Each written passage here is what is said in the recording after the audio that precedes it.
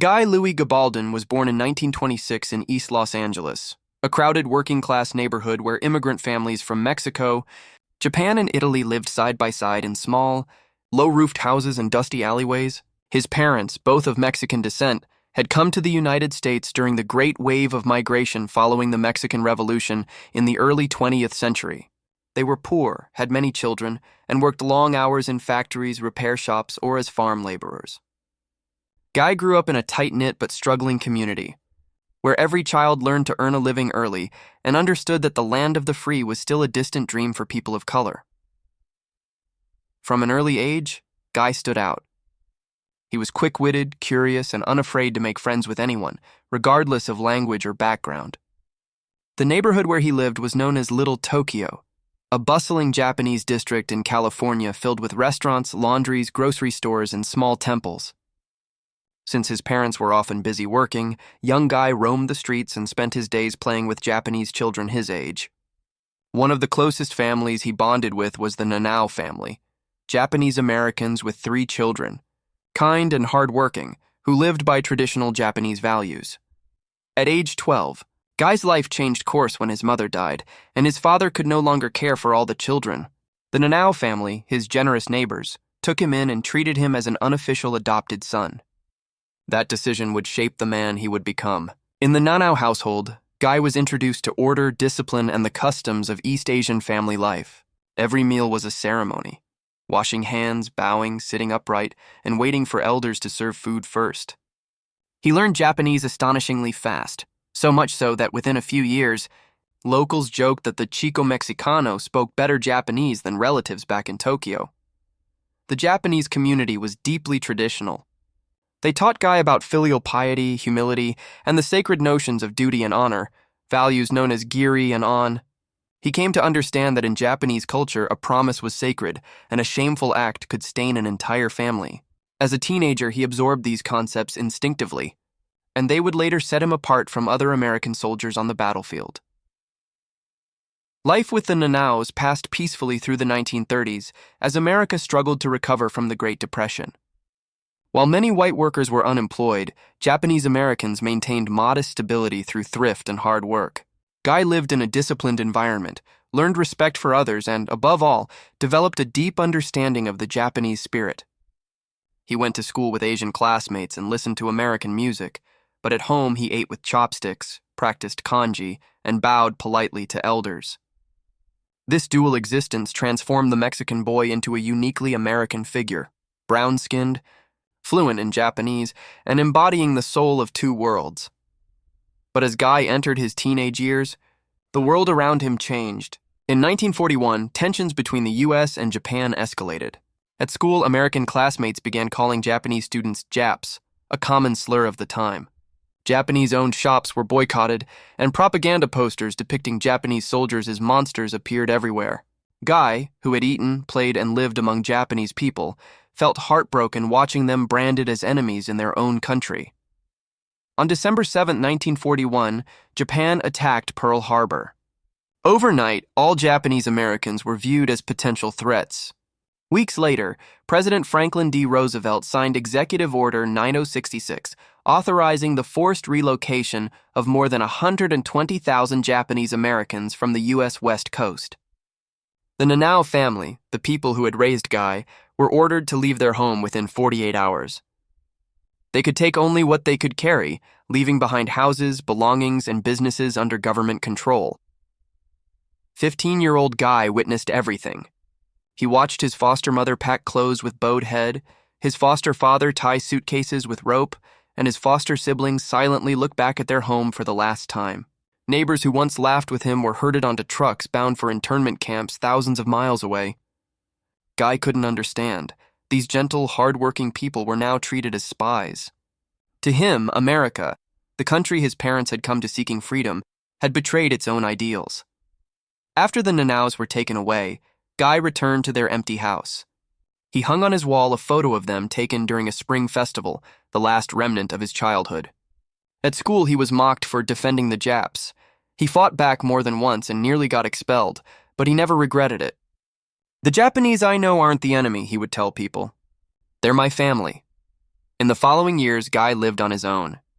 He worked odd jobs on the docks, sold newspapers, and later found work in a shipyard in San Pedro.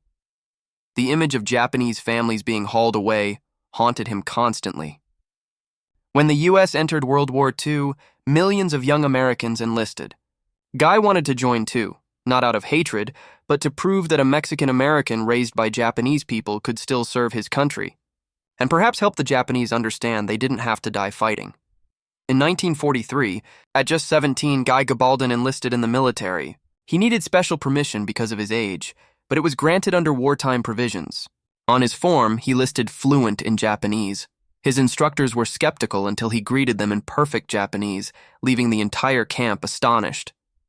After basic training, Guy was assigned to the U.S. Marine Corps, the elite force preparing for the Pacific campaign.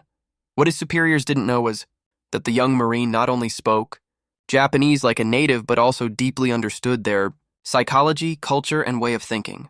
He had lived in a Japanese home, could distinguish between Tokyo and Okinawan accents, and knew that in Japanese, one's choice of words conveyed rank and respect. These insights would later become his key to survival and to saving others on the battlefield. In an interview years after the war, Gabaldon recalled, "When I joined the Marines, I thought of my foster parents. I didn't want them to die for a war they didn't choose. I knew that if I could talk to the Japanese soldiers, maybe I could get them to surrender instead of die." It was an extraordinary mindset at a time when most American soldiers were trained simply to kill the enemy. But for Guy, the enemy wasn't the Japanese people, it was the war itself, which had turned neighbors, friends, even families, into adversaries. Before shipping out, Guy visited the Manzanar internment camp, where many of his friends were held. He brought small gifts, including a handwritten letter in Japanese, a farewell to the Nanao family he had never forgotten. As he left the camp, he made a promise to himself. If ever given the chance, he would use the Japanese language they had taught him to save lives, not take them. The story of this Mexican-American boy, raised between two worlds, would become one of the most remarkable chapters of World War II. While millions of Americans went to war to destroy their enemy, Guy Gabaldon, the child of two cultures, carried with him language, empathy, and humanity. And it was those qualities, not violence, that would make him legendary as the Pied Piper of Saipan, the man who led souls out of the madness of war. In the summer of 1944, the war in the Pacific reached its most brutal phase.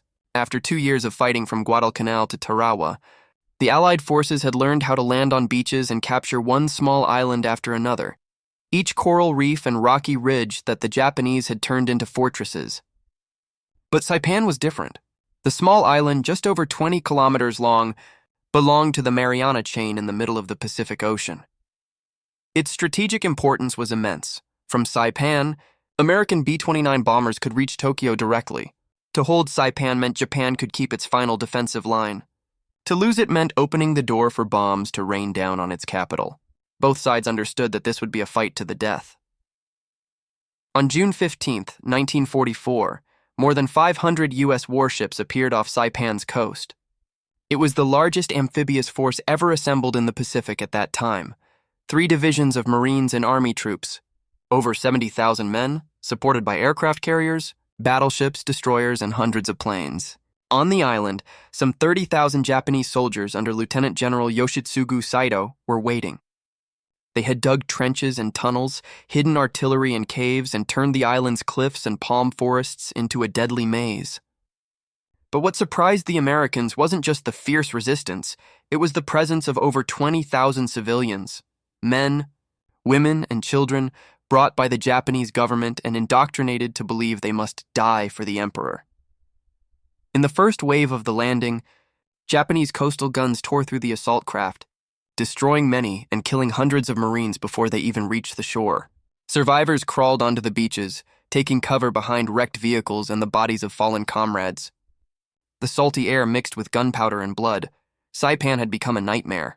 In the first few days, nearly 3,000 Americans were killed or wounded, but they held their ground, secured a beachhead, and began inching inland.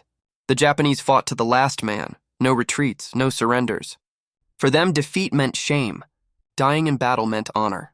That spirit made Saipan one of the most desperate and horrific battles in the entire Pacific campaign. Among the American forces was a remarkable young soldier, Guy Gabaldon, just 18 years old, serving with the 2nd Marine Division's Reconnaissance Company. He wasn't a sharpshooter or a commanding officer, but he had something no one else did: fluent Japanese and a deep understanding of Japanese culture. In the early days of the invasion, Gabaldon fought like everyone else, rifle in hand, crawling through trenches, dodging artillery fire, digging foxholes in the humid jungle. But as the fighting pushed deeper inland, he discovered something terrible. There were not only Japanese soldiers, but also countless civilians, elderly people, women, and children, being forced to die alongside them. Through loudspeakers and leaflets, the Japanese military spread propaganda that Americans were demons who would torture, rape, and eat captives. Terrified, many families chose suicide, using grenades or leaping from cliffs into the sea. Gabaldon, who had grown up in a Japanese household, understood this wasn't just fear. It was the product of an extreme code of honor, where surrender meant disgrace and surviving defeat was seen as a sin. He heard the cries of children inside caves, but no one dared to come out. Every time U.S. troops threw grenades into a cave, entire Japanese families died together. The scenes haunted Gabaldon. One night, he decided to do something no one in his unit had ever attempted.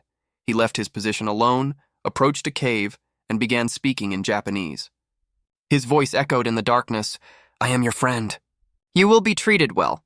Surrender, don't die needlessly." At first, there was silence.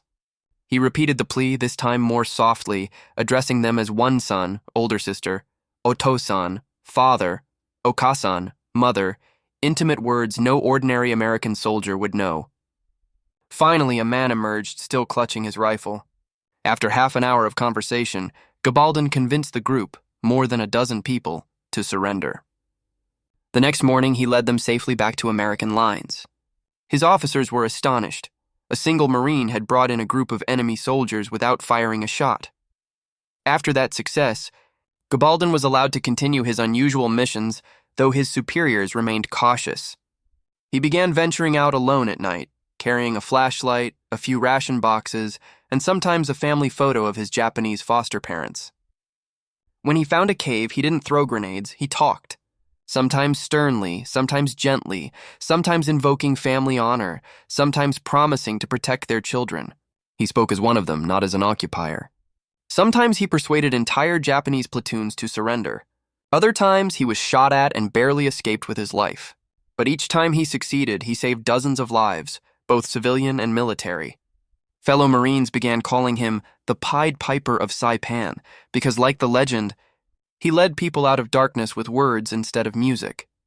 While Gabaldon carried out his strange and perilous missions, the battle raged on. American forces pushed northward into the island's rugged terrain of caves and cliffs. General Saito issued the order, "Fight to the last man." On the night of July 7, 1944, over 3,000 Japanese troops, including the wounded, tied bandages around their arms, fixed bayonets, and launched a massive banzai charge, the largest suicidal assault in the entire Pacific War. Hundreds of Americans were killed in hours, but the final attack was repelled. When dawn came, nearly all organized Japanese resistance on Saipan had been wiped out. Only small, scattered groups remained, most of them civilians hiding in caves. By then, Gabaldon understood that every remaining life was precious. He continued asking permission to negotiate with the holdouts despite the danger. In one such mission, he convinced more than 350 people, mostly civilians and wounded soldiers, to surrender without a single shot fired. Sometimes he roamed alone all night with no radio contact, armed only with a pistol. His commanders recorded in official reports that Gabaldon had single-handedly captured or persuaded the surrender of approximately 1,500 Japanese, a figure later, supported by witnesses and post-war records. Though impossible to verify case by case, U.S. intelligence officers acknowledged that Gabaldon's efforts saved hundreds of Japanese civilians and prevented many soldiers from taking their own lives. Meanwhile, in the island's far north, scenes of horror shocked the world. As U.S. troops reached cliffs towering above the sea, later known as Suicide Cliff and Banzai Cliff, they watched thousands of Japanese civilians, including mothers with children, leap to their deaths. Many shouted, "Tenno Heika Banzai! Long live the Emperor!" before jumping. American soldiers stood helplessly, shouting through loudspeakers for them to stop, but to no avail. Historians later suggested that without efforts like Gabaldon's, the death toll would have been even higher. He proved that not all Japanese had to die, that with empathy and understanding, they could be persuaded to live. On July 9, 1944, Saipan was officially declared secure. The American flag rose above the ruins of the Japanese fortress. In 24 days of fighting, over 29,000 Japanese soldiers were killed, and only about 921 taken prisoner, many of them thanks to Gabaldon's negotiations. The Americans lost more than 3,400 men, with nearly 10,000 wounded, a terrible price for such a small island. When news of Saipan's fall reached Tokyo, Prime Minister Hideki Tojo resigned. For the United States, the victory paved the way for building airfields from which B-29 bombers could strike directly at Japan's homeland, including Tokyo, Osaka, and Nagoya, just months later. For Guy Gabaldon, Saipan was more than a military campaign. It was where he saw the fragile line between humanity and war. He later said, "I never thought of myself as a hero. I just did what was right. If I could make one person live instead of die, I would." After the battle, he was awarded the Silver Star, later upgraded to the Navy Cross, one of the Marine Corps' highest honors. Yet his greatest achievement wasn't written on a certificate or pinned to his chest. He had shown that even in hell, amid fire, blood, and fear, compassion could survive, and that language, cultural understanding, and respect could be mightier than any weapon. The victory at Saipan marked the beginning of the final stage of the Pacific War, leading to even fiercer battles at Iwo Jima and Okinawa, and finally the atomic bombings of Hiroshima and Nagasaki. But amid that storm of destruction, the story of Guy Gabaldon stands as a rare exception, a testament that even in war there is room for humanity.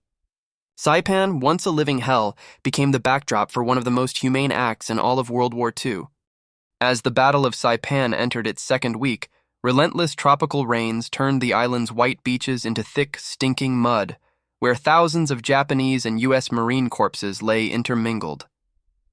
There was no longer a front or rear line, only a labyrinth of death stretching across the island, filled with limestone caves, winding tunnels, and countless small Japanese strongholds hiding in the rocks. Amid this chaos, an 18-year-old Marine named Guy Louis Gabaldon, who had once lived with a Japanese family in Los Angeles, began what historians would later call the Humanitarian war within the hell of Saipan. From the first days of the invasion, Gabaldon realized this war was unlike anything he had ever imagined in training. The Japanese fought to the last man, from regular soldiers to civilians, women, and even children, all gripped by the belief that surrender was the ultimate shame. Many were convinced that Americans would torture or kill them if captured. To Gabaldon, this fear wasn't mere Tokyo propaganda. It was a human tragedy. He had known and loved Japanese people, shared their meals, listened to stories of loyalty and honor in their culture. That made it impossible for him to pull the trigger without thinking. At first, Gabaldon did what any reconnaissance scout was supposed to do: observe, report enemy positions, and collect intelligence. But when night fell and the shelling ceased, he quietly slipped away from his unit, armed only with a flashlight, a pistol, and a bag of rations. He moved toward areas believed to contain Japanese hideouts and civilian shelters. Instead of tossing grenades as ordered, he began to speak, using the Japanese he had learned from the Nanao family. His voice was soft, carrying the familiar Tokyo accent. "Don't be afraid. I am your friend. I came not to kill anyone." In the darkness, there was only the sound of insects, distant waves, and the heavy breathing of those hiding inside. At first, no one responded. Sometimes a single bullet cracked from deep inside the rock, forcing him to lie flat for hours. Yet Gabaldon persisted. He began leaving behind small bundles of food and medicine, with notes written in rough Japanese. "You will be treated kindly. Don't die for nothing." After several nights, one early morning as dawn light shimmered over the sea, 3 figures slowly emerged from a cave: a wounded young man, an elderly woman, and a trembling child. They raised their hands. Gabaldon approached gently, removed their belts and weapons, handed them water, and thanked them. They were the first of thousands who would later surrender because of him. Word spread quickly through the unit. At first, officers considered Gabaldon's actions reckless and insubordinate. He was warned that if he continued to leave his post without orders, he could face court-martial. But when reports of his success were confirmed, and when captured prisoners told interrogators, "A Japanese-speaking American saved us," his superiors' attitudes began to shift. Still, Gabaldon often worked alone. He knew not everyone could do what he did. It required absolute trust, patience, and a deep understanding of the enemy's culture. One night in early July 1944, Gabaldon approached the caves near the village of Garapan, where reconnaissance had reported more than 100 Japanese soldiers and civilians holed up. He stood near the entrance and called out in a firm but friendly voice, "I am an American soldier. You have fought bravely, but this war is over for you. Don't let your families die for nothing." He spoke for hours, even as flares lit the sky above him, revealing his position. By dawn, nearly 100 Japanese, soldiers and civilians alike, walked out, holding makeshift white flags made from bandages and torn clothing. It was the first large-scale surrender of the Saipan campaign achieved without violence. From then on, his comrades began calling him the Pied Piper of Saipan. Like the figure from the old European tale who led the rats with his flute, Gabaldon used his music of language, compassion, and understanding. Each night he ventured deep into enemy territory, armed only with his sidearm and a bag of candy, the kind he offered to Japanese children as a gesture of peace. He wasn't a diplomat, nor trained in psychological warfare, but he understood people better than anyone else. He spoke to them about home, about the future, about how the war would soon end, and how death would bring no honor. One of his most remarkable nights came on July 8, 1944. The northern part of Saipan was engulfed in flames, yet Gabaldon pressed on alone toward a massive cave complex filled with Japanese troops and civilians. It took him nearly 2 hours to find the entrance. Sitting among the scorching rocks, he began talking, calmly, continuously, for hours. When the sun rose, nearly 90 people emerged, soldiers, women, and children. They became the largest group of prisoners ever persuaded to surrender by a single soldier in all of World War II. Gabaldon never saw it as heroism. He told reporters later, "I didn't want to shoot people I understood. They were human beings with families deceived by war." To his commanders, however, the results spoke for themselves. Thanks to Gabaldon, areas that would have required artillery bombardment were captured peacefully.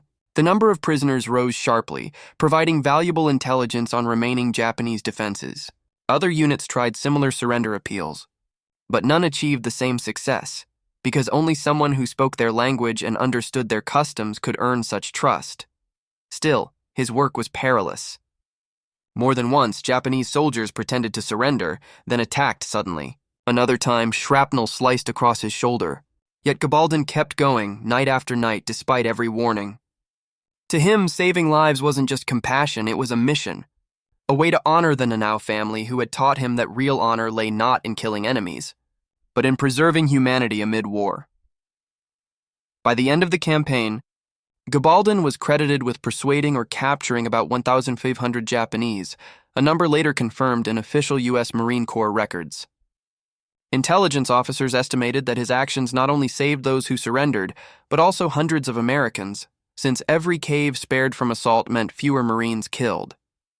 One company commander wrote in his report, "Gabaldon used words to win where bombs failed." After Saipan was declared secure in mid-July, Gabaldon was ordered to rest and recover from minor wounds. But his name had already spread across the island. Japanese prisoners spoke of the young American who spoke our language and killed no one. Many later sent messages of gratitude from prison camps, saying they and their families survived only because they believed his voice in the darkness. When the campaign ended, fewer than 1/3 of Saipan's Japanese population remained alive. Among them, hundreds owed their lives to Gabaldon. He never called himself a hero, but to his comrades, he had done something the entire military rarely achieved, turning a battlefield into a place of dialogue, if only for a moment. Years later, when asked why he had taken such risks, Gabaldon answered simply, "Because I could speak their language and I understood them. When you understand someone, you don't want to kill them anymore." That simple truth became his life's creed. On the burning fields of Saipan, amid the inferno of war, Guy Gabaldon proved that even in humanity's darkest hour, compassion can still be the strongest weapon of all. When the last gunfire on Saipan finally fell silent, the air over the Pacific island was still thick with the acrid smell of smoke and salt. Amid the ruins of villages, scorched cliffs, and thousands of bodies scattered across the battlefield, U.S. Marines began counting casualties, gathering prisoners, and clearing the wreckage. The Battle of Saipan was officially declared over in mid-July 1944, after nearly a month of ferocious fighting. More than 3,400 Americans were killed, and nearly 10,000 wounded. On the Japanese side, some 30,000 soldiers died, and tens of thousands of civilians took their own lives. In this tragic landscape, one rare light shone through. Guy Gabaldon, an 18-year-old Marine scout, who saved about 1,500 Japanese, both soldiers and civilians, without firing a single shot. The first reports of Gabaldon's actions reached the 2nd Marine Division just days after the campaign ended. Intelligence officers noted that a Mexican-American soldier fluent in Japanese persuaded a large number of enemy troops to surrender through negotiation. At first, many doubted the story. In an army where heroism was often measured by body counts, the idea of a Marine winning battles with words sounded improbable. Some officers even suspected Gabaldon might have exaggerated to gain fame. But then the evidence mounted. Large groups of prisoners escorted into camp, consistent testimonies from captives, and corroborating reports from fellow Marines who witnessed his efforts. Battalion records show that on July 8, 1944, Gabaldon single-handedly convinced 87 Japanese to surrender. In the following days, the number grew into the hundreds. By the campaign's end, estimates reached over 1,500, an unprecedented feat in Marine Corps history. During the after-action review, one senior officer remarked, "If every company had one Gabaldon, we might have saved thousands of lives." For his bravery, Gabaldon was recommended for the Silver Star, awarded for voluntarily risking his life, operating alone in enemy territory, and using his linguistic ability to persuade numerous enemy groups to surrender, saving hundreds of lives. At the ceremony held on the island, Gabaldon, his shoulder still bandaged from shrapnel wounds, stood among battle-worn comrades. He accepted the medal modestly, saying he had only done what anyone should do: choose to save lives rather than take them, whenever possible. After returning to the United States, Gabaldon's story drew media attention. Major newspapers such as the Los Angeles Times and Stars and Stripes published features on the Mexican-American Marine who spoke Japanese and saved 1,500 lives at Saipan, in a nation riding a wave of wartime. Patriotism after victories in the Pacific. His tale was celebrated as proof of American humanity in war. Yet his sudden fame also sparked controversy. Some veterans and officers questioned the accuracy of the 2,500 figure. There had been no full documentation, and many of his actions occurred at night, without witnesses. Despite skepticism, Gabaldon's comrades defended him. Lieutenant Robert A. Hazen, a reconnaissance officer, wrote, "I personally saw Gabaldon bring in dozens of prisoners in a single night, and know he did it many times. There is no reason to doubt his honesty." 2 intelligence officers, responsible for interrogating Japanese prisoners, confirmed that many described the same compassionate voice and approach matching Gabaldon's methods. Gabaldon was honorably discharged in 1945 with the rank of corporal. Civilian life was not easy. Like many veterans, he carried haunting memories, not of killing, but of desperate Japanese civilians leaping from cliffs, of children he could not save. He took on various jobs: small business owner, truck driver, cultural consultant for films, but Saipan never left him. In the 1950s, Hollywood turned to true wartime stories, and Gabaldon became a consultant for Hell to Eternity, 1960, produced by Allied artists based on his life. Actor Jeffrey Hunter portrayed him. Though dramatized, the film revived the legend of the Pied Piper of Saipan. Following its release, the U.S. Navy re-examined his case and upgraded his award to the Navy Cross, the second highest decoration for valor, just below the Medal of Honor. But the promotion reignited debate. Some military historians argued Gabaldon deserved the Medal of Honor, as his deeds far exceeded Navy Cross criteria. Others contended that acting alone without orders could be seen as a breach of military procedure, which likely halted the Medal of Honor recommendation at command level. Nevertheless, many advocates, including veterans and Mexican-American lawmakers, continued to campaign for decades to upgrade his medal, though it has never been granted. Part of the controversy stemmed from the era's social context. In the 1940s and 1950s, Mexican Americans still faced discrimination in both the military and civilian life. Some scholars later suggested that racial bias might have quietly influenced the decision to deny Gabaldon the nation's highest honor. While no official proof exists, many veterans of his generation shared that view. In the 1990s, as movements grew to recognize Latino contributions in World War II, Gabaldon's story resurfaced as a prime example of the forgotten hero. Gabaldon himself was untroubled by medals. In later interviews, he often said, "I don't need decorations. I just want people to remember that war isn't only about killing. If I can save someone, even an enemy, that's the real victory." Still, he remained active in veterans' events and met with Japanese survivors he had once saved. Some settled in Japan or the US and sent letters of gratitude affectionately calling him Gabsan. To military historians, Gabaldon's case became a unique study. Scholars viewed it as proof of the power of cultural and linguistic understanding in modern warfare, a precursor to later U.S. military civil affairs and psychological operations. His story is now cited in Officer Training as a model of human intelligence, demonstrating that empathy and insight can achieve what violence cannot. Even among veterans, opinions remain divided. Some revere him as the hero of compassion, a symbol of humanity amid chaos. Others caution against romanticizing his story, lest people forget that Saipan was still a bloody tragedy. Gabaldon himself agreed. "Don't make me a legend," he said in a 1988 interview. "I was just a small soldier in a big war. I chose to talk instead of shoot, because I spoke their language." In 2004, the U.S. Congress passed a resolution honoring Gabaldon for extraordinary humanitarian contributions during World War II. 2 years later, he died in Florida at age 80 and was buried at Arlington National Cemetery, resting place of America's most honored soldiers. His tombstone bears a simple inscription, "Guy Louis Gabaldon, the Pied Piper of Saipan. He talked, they lived." In retrospect, the story of Guy Gabaldon's recognition and the debates surrounding it reveal more than the fate of one man. They reflect how society defines heroism, by how many enemies one kills or by how many lives one saves.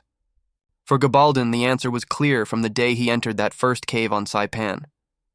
True victory is not in destruction, but in persuading your enemy to lay down his arms.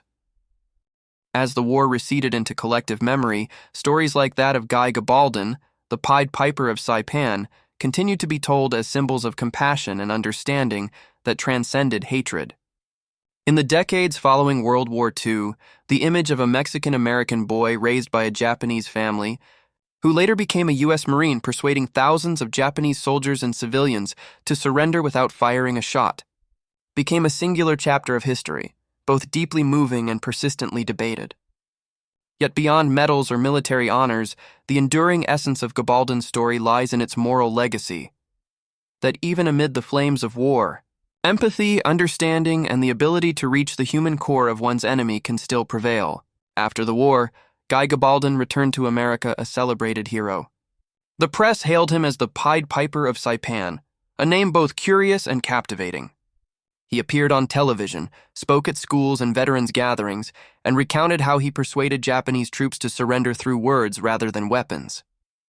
But for Gabaldon, his greatest triumph wasn't measured in numbers, not 800 or 2,500 surrenders, but in proving that understanding and humanity could be stronger than violence. In countless interviews, he repeated, "I only did what every war should have, talk to people instead of killing them." Still, post-war America was far from free of prejudice. As a Mexican-American in an era when racial discrimination remained widespread, Gabaldon never received full recognition for his deeds. He was awarded the Silver Star, an honorable decoration, but below the Medal of Honor many believed he deserved. Fellow Marines submitted petitions to upgrade his award, testifying that his single-handed capture of over 1,000 enemy personnel was unprecedented. Yet these appeals dragged on for years without result.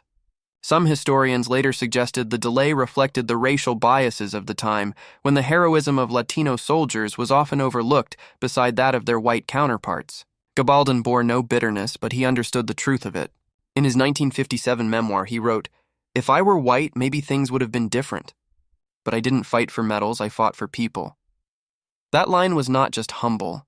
It was a timeless reminder of the power of compassion beyond race or nationality.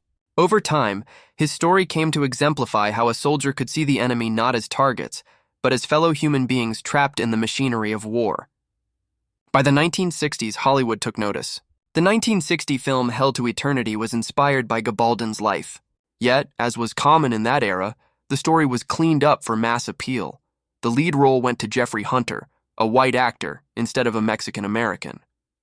The film preserved Gabaldon's humanitarian message, but the whitewashing of his character angered many, particularly in the Latino community.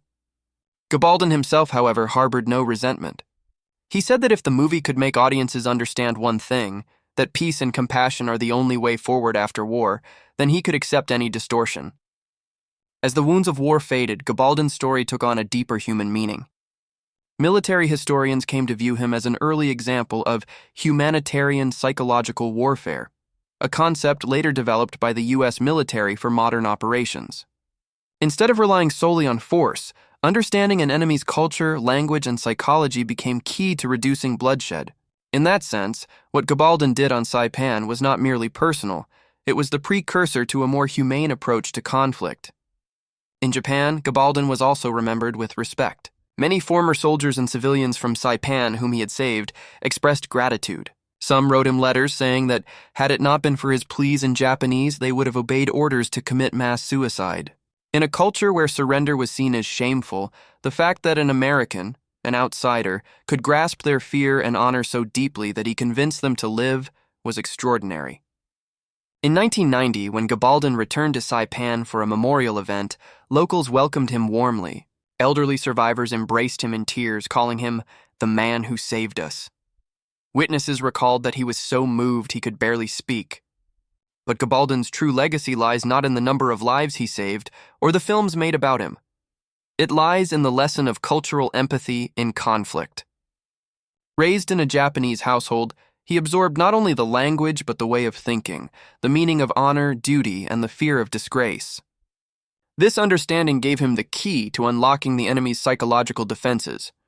He saw them not as foes but as people bound by the doctrines of war, and saw his role as freeing them from that bondage. In one of his final interviews, he said, "You can't make someone surrender with bullets. You can only make them believe that you understand them." Today, as conflicts still erupt around the world, Gabaldon's legacy feels more relevant than ever. Diplomats, officers, and peace activists often cite him as a symbol of soft power in violent contexts. At U.S. military academies, his story is sometimes included in courses on cross-cultural communication and warfare, as a testament to how understanding can save lives on both sides. From an anthropological perspective, Gabaldon stands as a true cultural intermediary, a man between two worlds, bridging them not through weapons, but through trust and language. In 2006, Guy Gabaldon passed away at the age of 80.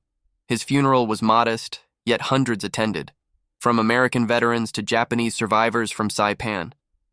They brought flowers, photographs, and letters of thanks.